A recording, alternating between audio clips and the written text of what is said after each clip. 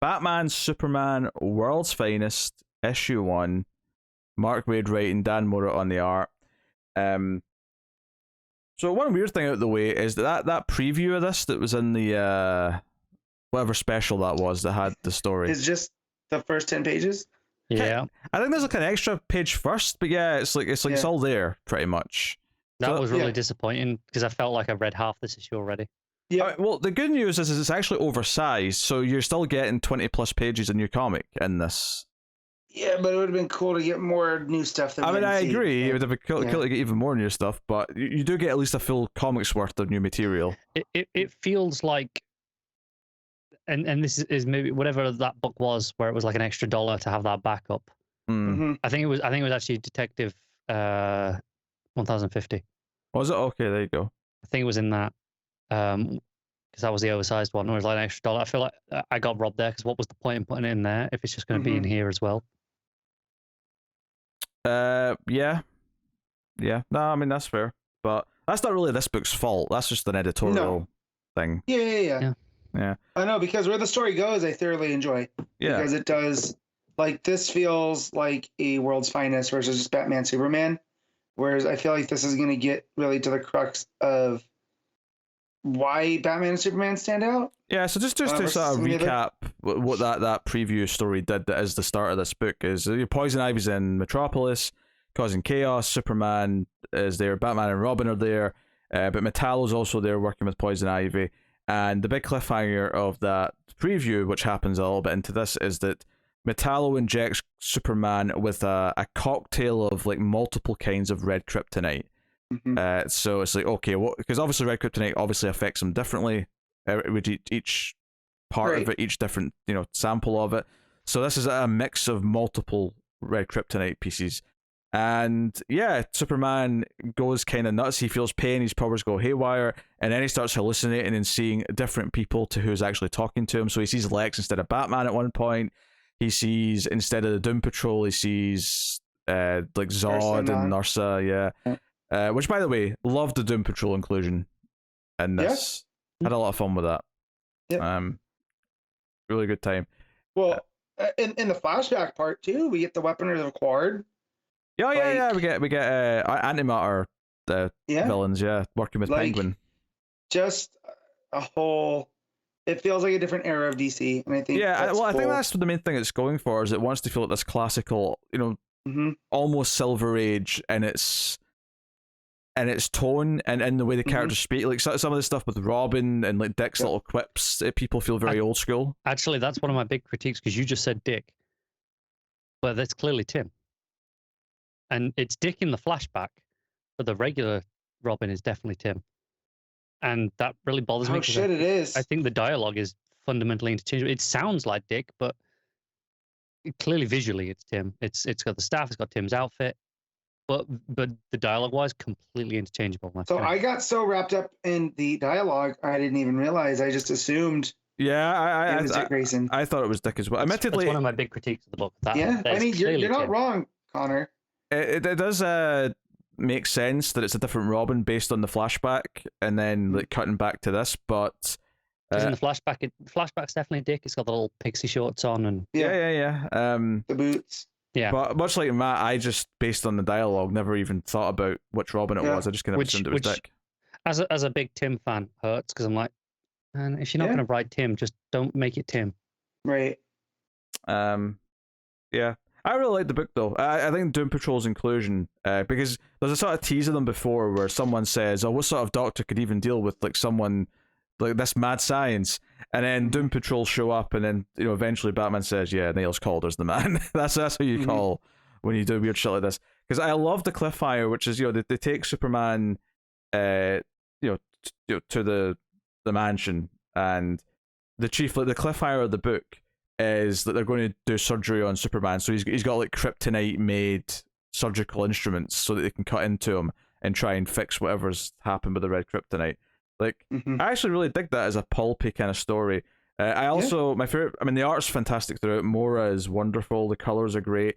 I love the representation of Negative Man in this. I think that looks really fun. It really is a negative image, right? Like, he's all shadow. So in that page where he's at the top when he pops out of Trainer, like it looks so cool. And then as he absorbs the energy, it takes on, he goes from black to white, but there's no details in that. It's just silhouette, essentially. Yeah. Yeah.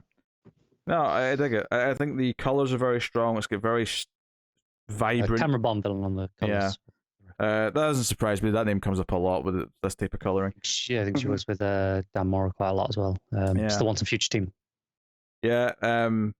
Everything's very expressive. I think the tone that it's going for, it hits really well. And you've got more of a classic Lois and Jimmy. The idea that Lois doesn't know Clark's Superman, so we're kind of in that era. But I mean, if it's Tim, then it kind of paints it in like a just in the years before Death of Superman kind of time frame.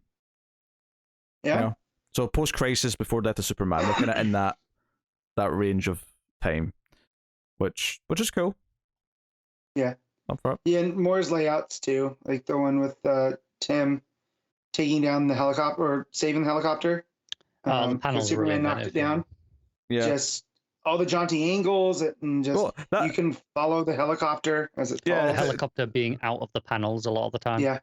To go back to the Dick Tim thing, is that honestly like him saying alley oop and saying as the crowd roars as he grabs the pilot. It's very Dick. It's a very because I thought this was a reference to his past. I thought this was a reference to him being a trapeze artist. Acrobat. Yeah. Yeah. And I don't know, maybe there's some mistranslation in the script as to when it got given to Mora. Maybe it was supposed to be Dick and they didn't make that clear, and he's drawn Tim.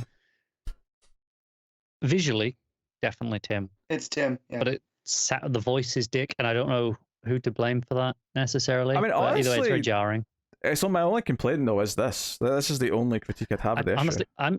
I don't want to say negative on this book because I'm not like down on it. Oh, of course, yeah. But I just don't love it. I think it's fine. I don't think it's bad by any means. I think it's a perfectly fine book. I just don't think it's great. No, I think it's great, but I think it's not doing anything. I said it's perfectly enjoyable. It's fine. I appreciate perfectly for my what I like in DC because it is a Superman and Batman book, but it's seeming like based off of covers and the solicits we saw, it's gonna have lots of guest star and play with the DC universe as a whole. It's clearly going to be Waid and more as well, obviously, but Waid getting to write a bunch of characters. And my favorite scene of the issue is probably when Batman's trying to talk down Superman and he's appearing as Lex Luthor, but he's trying to break through to him. So he's saying, Clark, it's Bruce. You need to, Lex doesn't know who you are. Listen to me. You trust me. I trust you. You have to listen to my voice. Like the crux of this issue being no, Bruce has to use his friendship with Clark to break him out of this is actually kind of a sweetheart of the whole issue. So I think what it's doing is actually pretty smart, and it's going for kind of a classic feel and style. It's set in a classic time period. I had nothing but fun with this, really. Yeah. The Robin confusion is the only thing that, and it's a legit complaint, but it doesn't take away from the fun of it, really, I would say. No, and the voices everywhere else to where Jimmy's yelling, "Oh my God, he's literally a man of steel." That feels very Silver Agey Jimmy Olsen, right? And then to counter that with Robot Man showing up, he goes, "Hey, that's my gig."